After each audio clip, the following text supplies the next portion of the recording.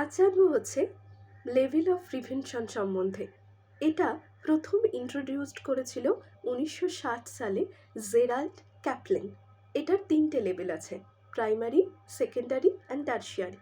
যদি একটা দৃষ্টান্ত দিয়ে বোঝাতে চাই তাহলে প্রাইমারি লেভেল অফ প্রিভেনশন বলতে বোঝায় যে কোনো রোগ তৈরি হওয়ার আগে সেটাকে কিভাবে প্রিভেন্ট করব। সেকেন্ডারি লেভেল প্রিভেনশন হচ্ছে রোগ হয়ে গেছে, সেটাকে আমরা কিভাবে ট্রিটমেন্ট করব। আর টারশিয়ারি লেভেল হচ্ছে রোগটা সিভিয়ার হয়ে গেছে, সেই রোগের সিভিয়ারিটিটাকে ডিক্রিজ করবার জন্য আমরা কি করব।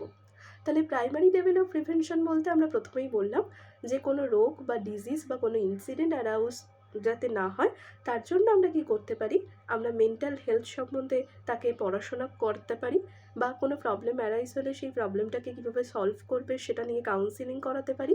আর হচ্ছে সম্পর্কের মধ্যে হারমোনিয়াস স্ট্যাটাস কীভাবে মেনটেন করবে যাতে কোনো প্রবলেম অ্যারাইজ না হয় সেটা তাকে আমি বোঝাতে পারি। সেকেন্ডারি লেভেল প্রিভেনশন কি, কোনো ডিজিজ অ্যারাইজ হয়ে গেছে, সেই ডিজিজটাকে আমি কীভাবে প্রিভেন্ট করব, তার জন্য early treatment, early diagnosis, early referral, early consultation এগুলো দরকার। আর টারশিয়ারি লেভেল প্রিভেনশন কি, কোনো ডিজিজের সেভারিটিটাকে ডিক্রিজ করবার জন্য আমরা কি করতে পারি, এক্ষেত্রে আমরা রিহ্যাবিলিটেশন করতে পারি। রিহ্যাবিলিটেশন বলতে কি বোঝায়, রেস্টোর অফ হেলথ, তার মানে সমস্ত কিছুর রেস্টোর করা দরকার, ফিজিওলজিক্যাল হেলথ, সোশ্যাল হেলথ, তারপর কালচারাল হেলথ, ভোকেশনাল হেলথ, এগুলোকে রেস্টোর করা দরকার। এটাই হচ্ছে লেভেল অফ প্রিভেনশন।